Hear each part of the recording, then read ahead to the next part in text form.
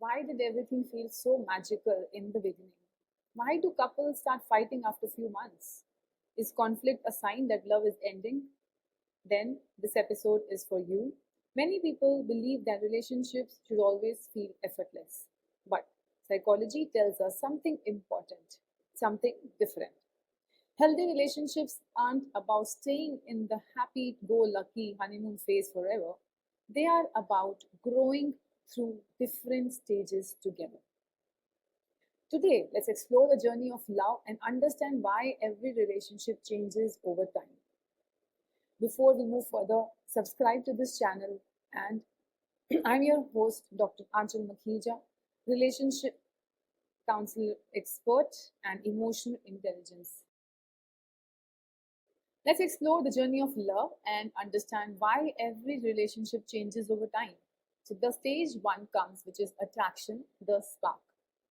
Every relationship begins with attraction. It might be someone's smile, confidence, kindness, intelligence, or simply the way they make you feel seen. Interestingly, your brain is releasing chemicals like dopamine and norepinephrine, making everything so exciting about that person. That is why you might find yourself checking your phone every few minutes or replaying every conversation in your head. At this stage, we often don't see the whole person, but we see our fantasies, our possibilities, our hopes.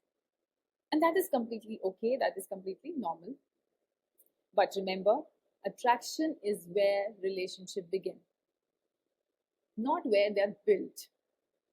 Then comes the second stage, that is infatuation. That is the honeymoon stage. This is probably everyone's favorite stage. Why? Because everything feels so easy. You want to spend all your time together. Their habit seems adorable.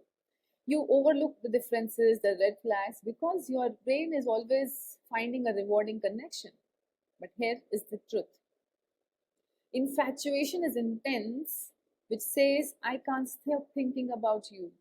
And love is intentional, which says, I choose to understand you even when it is difficult. Then comes the next stage, which is when reality sets in. After few months, something changes. You started noticing habits that irritate you. One person wants more space, other person might want more reassurance. Different communication styles begin to appear. This is often the stage where couples think, oh, you have changed, oh, we have changed. But the reality is, you haven't changed. You are simply seeing each other more clearly now. Many relationships end here, not because they weren't meant to be, but because people mistake the end of infatuation for the end of love. Those who survive goes to the next stage, which is the power struggle. As a psychologist myself, I've seen many couples seeking therapy during this stage as well, but mostly it is the later stage they come to us. So questions like why don't I understand my partner doesn't understand me? Why do we keep having the same argument? Why am I always the one making the effort? All these things comes in this stage. In this the stage is uncomfortable because two different individuals are trying to build one relationship. You bring your childhood experiences. Your partner bring their childhood experiences. You both have different expectations about love, conflict, affection, and communication. The goal is not to win the argument, but to understand the person behind that argument. When couples become curious instead of defensive, this stage becomes an opportunity for growth rather than reason to leave. Next stage is stability and trust. If couples work through the difficult conversations, the difficult reality stage, something beautiful happens. A shift begins to happen. Safety develops. You don't need to impress each other anymore. You can be authentic. You know your partner's strengths and weaknesses, and they know yours. This is where emotional intimacy begins, deepens. Love becomes less about excitement, but here it is more about consistency. Sometimes people say it doesn't feel like it did in the beginning, and that's absolutely fine because healthy love often feels calmer than infatuation.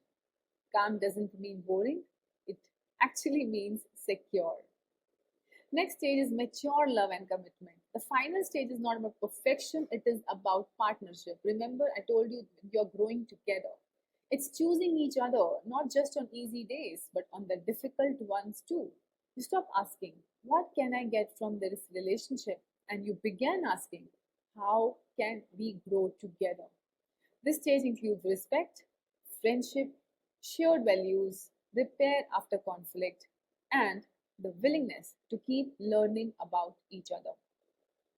Because people continue to evolve throughout life, and healthy couples don't just stop growing, they grow together in each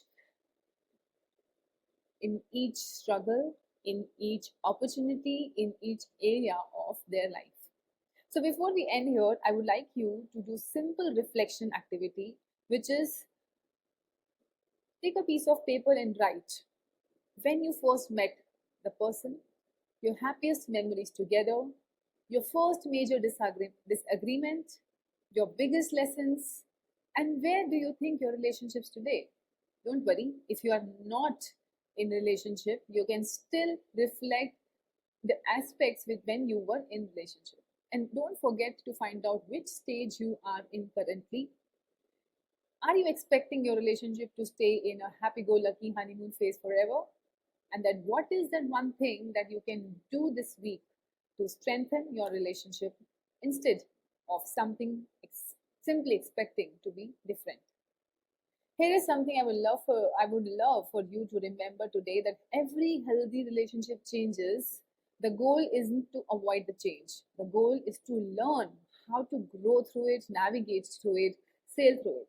If your relationship feels different today than it did 6 months ago, it doesn't automatically mean that something is wrong. It may be simply mean that maybe you've entered a new stage. Maybe now it requires a greater understanding. Now maybe it requires more intentional love. So, if this episode made you reflect, share it with someone who might need to hear it. And I would like to hear from you. Which relationship stage do you think is the hardest and why? In my next video, I will explore and share more about the relationship triangle.